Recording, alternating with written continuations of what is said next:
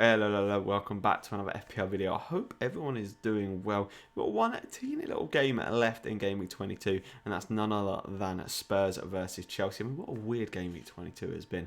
We've had the 9-0 from United, 2 sending offs from Arsenal, Brighton beating Liverpool at Anfield. It's been a crazy old week, but today the main focus is going to be on game week 23. As you know, we only have a couple of days. We've got Thursday, Friday, bang, Saturday deadline, so we really have to think ahead already to game week 23. So today I'm just going to be discussing how the team kind of lines up and potential transfers. Hit that subscribe button for daily FPL content, and obviously hit that like button. Get it bashed if you do enjoy the video.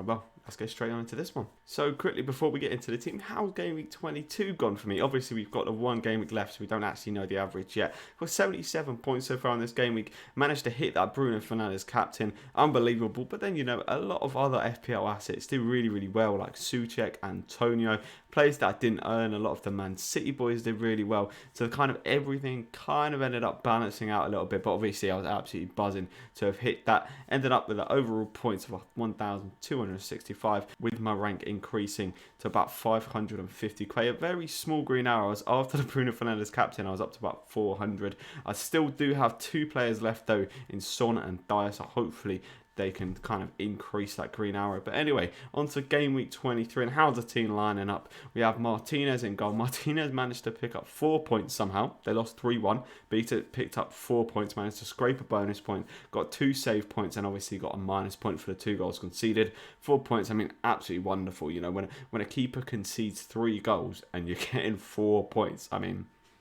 absolutely beautiful. Then the other 3 defenders, I kind of liking the 3 back at the minute, but you know, I've got a little bit of a benching dilemma, which we'll come onto a little bit later. We've got PVA starting in there against Leeds. Now, I do not expect Crystal Palace to necessarily keep a clean sheet in this one, although they have been looking a little bit more solid at the back lately.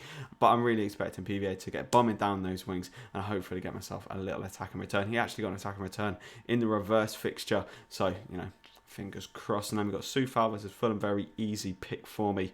You know, I think hopefully West Ham can keep a clean sheet, and you never know, a little attack and return from Soufal would not go amiss. We've got Eric Dyer. Obviously, he did get benched in the previous game against Brighton. Will he play against Chelsea tomorrow? I don't know, but for now, you know, unless Dyer for some reason doesn't play against Chelsea, Dyer is definitely going to be in there at home to West Brom. I mean, the amount of times I've played Dyer and he's just not come good. They've conceded a sloppy goal against a not good.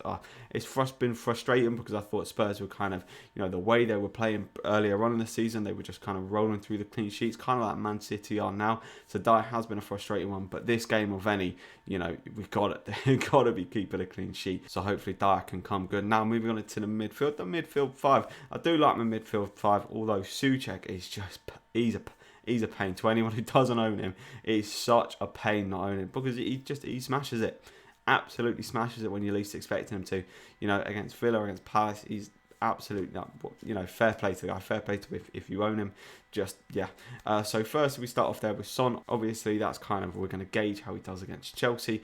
But, you know, unless he gets sent off, which he has actually previously done against Chelsea, he will be playing against West Brom for me, and I think it's a very nice fixture to target. Then we've got Rashford and Bruno, the 2 United assets. Obviously, I'm absolutely loving having United assets after they've just come off a 9-0 victory. It's a little bit unfortunate with Rashford getting subbed off in the 59 minutes and 50 seconds, which probably cost him about 3 or 4 points because he would have got the extra 2 points for playing clean sheet, and then he also probably would have nabbed the bonus point. But oh well, you can't have it all, and him actually just returning for once was absolutely wonderful. Then we've got Mohamed Salah in there as well against Man City. Now currently the captaincy armband, as you can see, is on a Mo Salah for me. A little bit of a rogue one, although I have been, you know, I have hit the Bruno captain and the Salah captain in the last 2 weeks. So maybe I'm trying to overcompensate and be a little bit too maverick this week. I'm going to wait and see how Spurs play against Chelsea. But there's a part of me that really wants to go for this because Salah loves to score against City, and I can see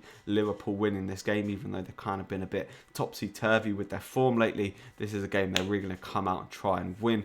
Then obviously Bruno Fernandes, as I said, the Manchester United assets, absolutely loving owning them. And then Grealish, I mean, the consistency of this guy is unbelievable. He's blanked once in the past, I think, 7 games, picking up bonus points galore, even when he only picks up like an assist. I mean, yeah, what an absolute baller, and just a potential season keeper, honestly, for me, because against whoever he plays, he can pick up points. So yeah, loving Grealish. And now that Arsenal haven't got Leno, they haven't got David Luiz, you know, they could very much be there for the taking. So I'm very glad to own Grealish for that game. Then moving on into the attack, we've got Patty B picking up yet another attack in return against Everton, an assist, but you know, it will do as long as he keeps returning. He's going to stay in that team. Obviously, we've got the two kind of conflicting players in PVA and Bamford.